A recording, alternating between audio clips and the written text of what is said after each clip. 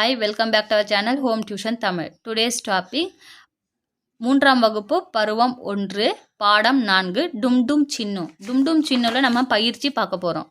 சரியான விடையை தெரிவு செய்வேன். பாடி கூட்டல் கொண்டே இச்சொற்களை சேர்த்து எழுத கிடைப்பது.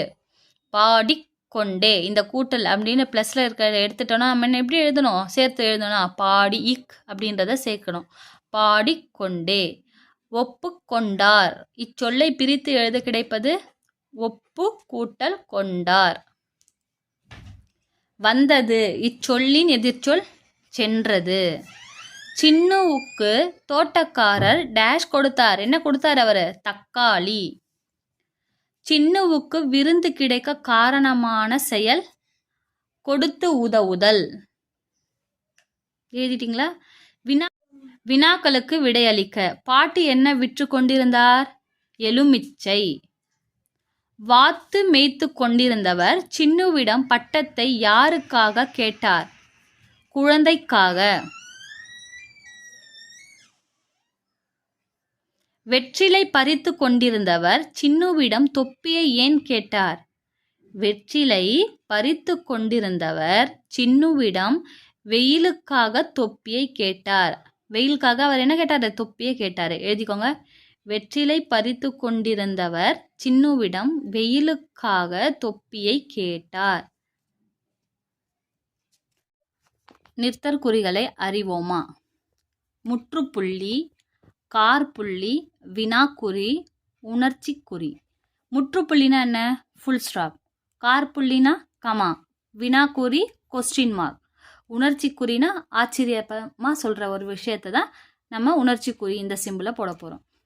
தொடரின் முடிவில் இட வேண்டும். எடுத்துக்காட்டுக கவின் வந்தான். தொடருடைய லாஸ்டில் தான் நம்ம என்ன வைப்போம்? ஃபுல் ஸ்டாப் வைப்போம். முற்றுப்புள்ளி யூஸ் பண்ணணும். ஒரே தொடரில் ஒன்றுக்கு மேற்பட்டவற்றை அடுக்கி கூறும்போது இட வேண்டும். எங்கே கம்மா யூஸ் பண்ணுறோம்? கவின், மும்தாஜ், ஆல்பர்ட் மூவரும் வந்தனர். இந்த மாதிரி இடத்துல தான் நம்ம கார்புள்ளி யூஸ் பண்ணுறோம். வினா தொடரின் முடிவில் இட வேண்டும். எது, எங்கே, எத்தனை, எப்படி, என்ன, யார் அப்படின்றத நம்ம என்ன பண்ண போகிறோம்? வினா சொற்கள் இதெல்லாம். அவர்கள் யார்? Question mark. பார்த்தீங்களா? இதை யூஸ் பண்ணணும் இந்த வேர்ட்ஸ்லாம் யூஸ் பண்ணும்போது. வியப்பு, மகிழ்ச்சி, சினம் போன்ற உணர்ச்சிகளை வெளிப்படுத்தும் தொடர்களில் இட வேண்டும். ஐ, மழை வந்தது. இந்த மாதிரி ஐ அந்த மாதிரி சொல்லும்போது, வியப்பான சொல்லும்போது நம்ம என்ன பண்ணணும்? இந்த மாதிரி ஆச்சரியக்குறி.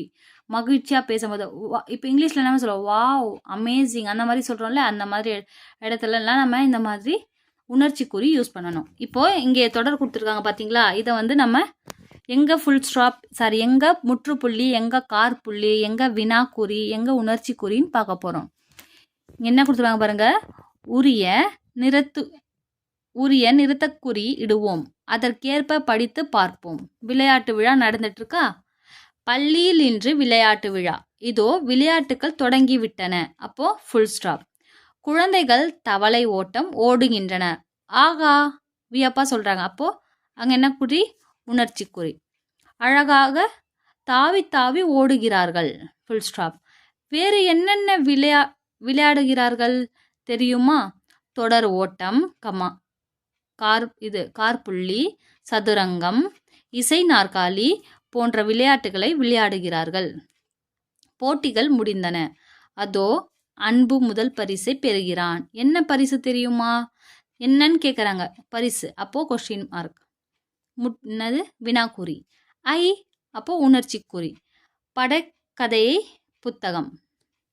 ஓகே, புரிஞ்சுதா சில்ட்ரன்? எங்கே வந்து முற்றுப்புள்ளி, கார்புள்ளி, வினாக்குறி, உணர்ச்சிக்குறி கரெக்டாக போடுங்க. லைக் பண்ணுங்கள், ஷேர் பண்ணுங்கள், சப்ஸ்கிரைப் பண்ணுங்கள். தேங்க்யூ.